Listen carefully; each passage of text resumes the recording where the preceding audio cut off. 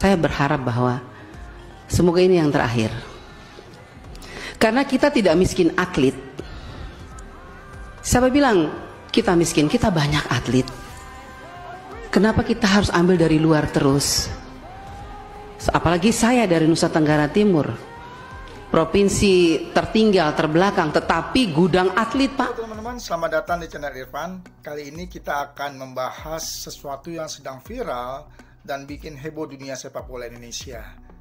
Komentar nyeleneh yang datang dari anggota DPR soal naturalisasi pemain bikin banyak orang geleng-geleng kepala.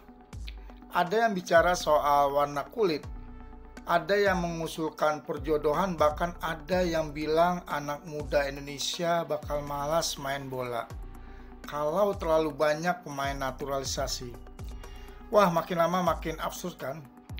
Tapi tunggu dulu, kita akan bahas ini satu persatu dengan gaya santai tapi tetap tajam. Jadi nonton sampai habis. Kita mulai dari komentar yang paling kontroversial. Ahmad Dhani, anggota Komisi 10 DPR RI, melontarkan pernyataan yang bikin banyak orang geram. Dia bilang bahwa sebaiknya pemain boleh dikurangi, diganti dengan yang lebih mirip kita. Alasannya, katanya pemain berkulit putih, rambut pirang, dan mata biru kurang enak dilihat kalau membela Indonesia. Nah loh, bagaimana menurut teman-teman? Apakah masuk akal kalau sebuah tim sepak bola ditentukan berdasarkan warna kulit bukan kualitas? Sepak bola itu soal skill, bukan soal kulit, bukan soal asal-usul. Lihat timnas Prancis. Mereka juara dunia dengan pemain dari berbagai etnis. Argentina, Brazil, dan negara-negara lain juga nggak peduli soal itu. Yang penting adalah bisa bermain bola bagus untuk negara yang mereka bela. Jadi kalau kita terlalu sibuk urusin warna kulit, kapan mau majunya? Bukan soal cuma warna kulit, Ahmad Dhani juga punya ide lain yang lebih nyeleneh lagi. Dia mengusulkan agar pemain naturalisasi yang usianya di atas 40 dijodohkan dengan perempuan Indonesia. Kenapa? Supaya anaknya nanti bisa jadi pesepak bola hebat. Bahkan dia menambahkan kalau pemain dari negara-negara muslim bisa punya lebih dari satu istri. Wah, ini obrolan sepak bola atau seminar pernikahan.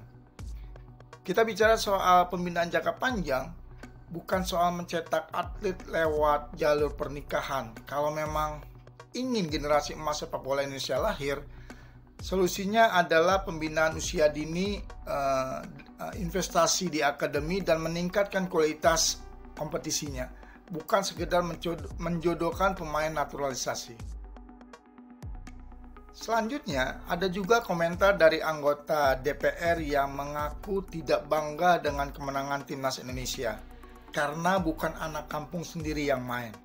Waduh, kalau begitu apakah kita harus menolak pemain yang memang punya darah Indonesia tapi lahir dan besar di luar negeri? Faktanya banyak pemain keturunan yang punya darah Indonesia tapi tidak tumbuh di tanah air.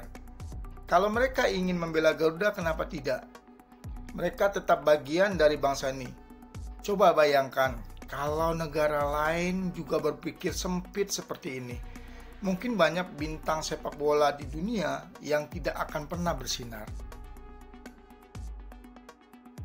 Ada lagi komentar bahwa naturalisasi bikin anak-anak Indonesia malas main bola. Katanya kalau kebanyakan pemain dari luar, anak-anak muda kita nggak punya harapan buat masuk timnas. Ini logika yang menarik, tapi apakah benar?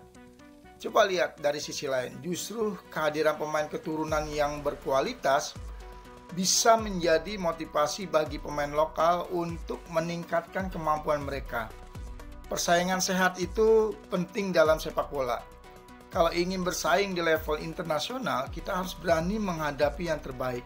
Jangan malah takut untuk bersaing. Nah, teman-teman, itu tadi beberapa komentar nyeleneh soal naturalisasi yang bikin heboh. Kita harus ingat bahwa sepak bola adalah olahraga yang mengutamakan skill dan strategi, bukan warna kulit dan asal-usul. Kalau kita mau timnas Indonesia makin kuat, kita harus mendukung langkah-langkah yang membawa perubahan positif, bukan sibuk berdebat soal hal-hal yang nggak relevan. Bagaimana menurut teman-teman? Setuju atau punya pendapat lain? Tulis di kolom komentar dan jangan lupa untuk like, share, dan subscribe supaya kita bisa terus ngobrol di sini. Sampai jumpa di video berikutnya dan tetap dukung Garuda di dada. Salam olahraga.